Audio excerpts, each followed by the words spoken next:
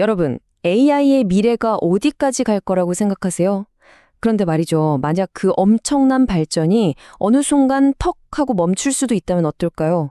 오늘은 AI 혁명의 심장을 더 뜨겁게 뛰게 할, 하지만 동시에 바로 그 심장을 멎게 할 수도 있는 이 숨겨진 도전에 대해 한번 제대로 파헤쳐보겠습니다. 요즘 GPT-4 같은 AI 모델들이 막 쏟아져 나오는 걸 보면 와, 이 발전은 정말 끝이 없겠구나 싶잖아요. 근데 정말 그럴까요? 소프트웨어는 이렇게 하늘로 날아갈 기세로 발전하고 있는데 정작 그걸 떠받치는 하드웨어는요. 지금 보이지 않는 거대한 격에 쾅 하고 부딪히기 시작했다는 겁니다. 그게 바로 메모리 장벽, 영어로는 메모리홀이라고 부르는 건데요. AI의 질주를 그냥 멈춰 세울 수도 있는 아주 거대하고 단단한 물리적인 벽입니다.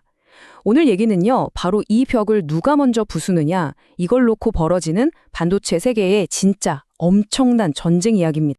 자, 그럼 첫 번째 이야기부터 시작해 볼까요? AI 소프트웨어는 정말 화려하게 날아오르고 있잖아요. 근데 그 발판, 그러니까 하드웨어, 특히 메모리 반도체 쪽은 지금 기반부터 금이 가고 있는 상황인 거예요. 이 작은 균열이 AI 시대 전체를 흔들 수도 있다는 거죠. 그러니까 핵심은 딱 이거예요. 이 슬라이드에 나오는 이 역설적인 상황 말이죠. 왼쪽을 보세요. AI 모델은 파라미터라고 하는 처리해야 할 데이터가 막 기하급수적으로 늘어나면서 메모리를 그냥 블랙홀처럼 빨아들이고 있어요. 근데 오른쪽의 D램은 어떻죠? 10나노미터라는 물리적인 벽에 딱 막혀서 더 작게도 더 싸게도 만들 수가 없게 된 겁니다. 와, 정말 살려는 사람은 넘쳐나는데 물건을 만들 기술이 멈춰버린 거죠. 아니, 그러면 왜 이렇게 됐을까요? 왜 새로운 기술이 꼭 필요한 걸까요?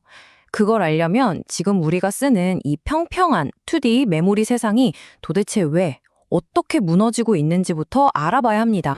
문제는 생각보다 간단합니다. 복잡하게 생각할 것 없어요. 딱 이 세 가지, 더 이상은 넘어갈 수 없는 벽이 나타난 겁니다.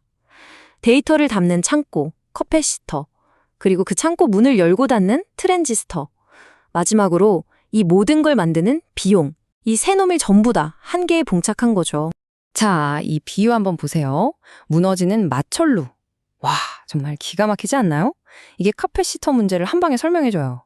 그러니까 좁아 터진 땅에 어떻게든 데이터를 더 쑤셔 넣으려고 카패시터를 거의 바늘처럼 가늘고 길게 위로만 쌓아 올린 거예요. 그랬더니 어떻게 됐겠어요? 너무 불안정해서 만들다가 픽픽 쓰러지고 휘어지는 거죠. 이건 더 이상 버틸 재간이 없는 겁니다. 트랜지스터도 완전 문제예요. 너무 작게 만들다 보니까 문을 꽉 닫아도 전기가 줄줄 새는 겁니다. 그럼 데이터가 날아가잖아요. 그러니까 그걸 막으려고 계속 전기를 써서 새로 고침을 해줘야 되는 거죠. 전력 낭비가 어마어마한 거예요. 근데 더 큰 문제는 이걸 만드는 장비 한 대가 2천억이 넘는다는 겁니다. 예전에는 작게 만들수록 싸졌는데 이젠 아니에요. 무어의 법칙이 깨져버린 거죠. 자, 이렇게 거의 절망적인 상황에서 드디어 인류의 첫 번째 반격이 시작됩니다. 이름하여 VCT, 아주 영리한 기술인데요. 일단 시간을 벌기 위한 첫 번째 돌파구라고 보시면 됩니다. 이 VCT라는 게 개념은 진짜 놀라울 정도로 간단해요. 뭐냐면 그냥 옆으로 누워있던 트랜지스터를 벌떡 하고 수직으로 세우는 겁니다. 똑같은 땅에 단층집 짓지 말고 아파트를 올리자는 거죠.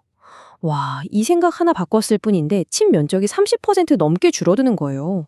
자, 그리고 여기서부터가 진짜 재밌어집니다. 이 기술 하나를 놓고 벌이는 기업들의 수싸움 한번 보시죠. SK하이닉스는 우리가 제일 먼저 하겠다 아주 공격적으로 치고 나가고 있고요. 삼성전자는 최근에 HBM에서 좀 밀렸잖아요. 그걸 만회하려고 이걸로 뒤집겠다 벼르고 있습니다. 근데 마이크론은요? 좀 신중해요.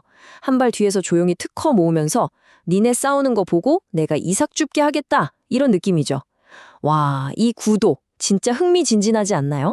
근데 말이죠, 이 VCT는 사실 시간을 버는 기술일 뿐이에요.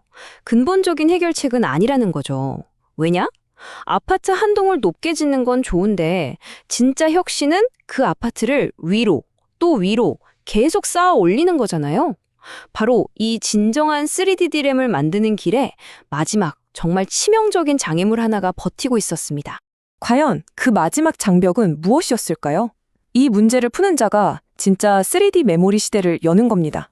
정답은 바로 열입니다. heat. 이게 무슨 말이냐면요. 디램을 만드는 실리콘은 1000도가 넘는 엄청난 고열로 만들어야 하거든요. 근데 생각해 보세요. 1층을 다 만들어 놨는데 그 위에 2층 올리겠다고 1000도 열을 가하면 1층 회로가 그냥 다 녹아버리는 거예요. 와, 이건 진짜 답이 없어 보였죠? 바로 그때 이 불가능을 가능으로 바꿔버린 마법의 물질이 짠 하고 나타납니다. 그 이름, 아이지오. 이그저그라고 부르는데요. 이 녀석이 가진 능력이 진짜 마법 같아요. 첫째, 400도도 안 되는 낮은 온도에서 만들 수 있어요. 열 문제? 끝! 둘째, 실리콘보다 전기가 새는 게 수천 배나 적어요. 셋째, 그러니까 당연히 전기도 엄청나게 아낄 수 있죠. 와, 열 문제랑 전기 누수, 이 두 마리 괴물을 한 방에 잡아버린 겁니다. 자, 그럼 이제 거의 다 왔습니다. 이 모든 기술 퍼즐 조각들이 딱 맞춰졌을 때 과연 어떤 엄청난 미래가 열릴까요? 이 3D 디램이 AI의 미래를 어떻게 통째로 바꿔놓을지 지금부터 확인해 보시죠. 많은 분들이 HBM하고 3D 디램을 좀 헷갈려 하시더라고요. 근데 이 둘은 역할이 완전 달라요. 자, 이걸 보시면 딱 이해가 됩니다. HBM은 AI를 공부시킬 때 필요한 아주 비싼 초고속 하이패스 도로 같은 거예요. 무조건 빨라야 되죠. 반면에 3D 디램은요, 공부 끝낸 AI가 일할 때 필요한 값싸고 넓은 초거대 주차장입니다. 속도보단 용량이 깡패죠. 그러니까 둘은 경쟁자가 아니라 서로 도와주는 짝꿍인 셈이에요. 그리고 바로 이 숫자 14.6배. 이게 바로 3D 디램이 가진 진짜 파괴력입니다. 이게 그냥 뭐 전기세 좀 아낀다 이런 차원이 아니에요. 여러분, 지금 AI 데이터 센터가 전기 먹는 하마인 거 아시죠? 거의 도시 하나만큼 전기를 쓰는데 이 전력 소모랑 여기저 나오는 열이 AI 발전의 또 다른 거대한 벽이 되고 있거든요. 14.6배 효율이 좋아진다는 건 바로 그 벽을 부숴버릴 수 있다는 뜻입니다. AI를 계속 발전시킬 수 있게 만드는 그야말로 혁명적인 숫자죠. 이게 끝이 아닙니다. 이 기술은 아예 데이터 센터의 판을 바꿔버릴 거예요. 자, 3D 디램으로 엄청나게 큰 메모리를 만들었어요. 근데 이걸 서버들이랑 어떻게 연결하죠? 바로 CXL이라는 새로운 고속도로 기술이 그 답입니다. 이 둘이 딱 만나면 여러 서버가 하나의 거대한 메모리 수용장을 같이 쓰는 메모리 풀링이라는 게 가능해져요. 예전처럼 서버마다 메모리를 따로 꽂아주면서 남거나 모자랐던 낭비가 싹 사라지는 거죠. 그럼 어떻게 될까요? 결국 우리 모두가 더 싸고 더 강력한 AI를 마음껏 쓸 수 있게 되는 겁니다. 자, 이제 2D, 이 평면의 시대는 가고 3D, 수직의 시대가 오고 있습니다. 이 거대한 메모리 혁명의 끝에서 과연 누가 기술의 왕좌를 차지하고 최후에 웃게 될까요? 삼성, SK하이닉스, 마이크론. 이들의 진짜 전쟁은 이제 막 시작됐습니다. 여러분은 누가 이길 것 같으신가요?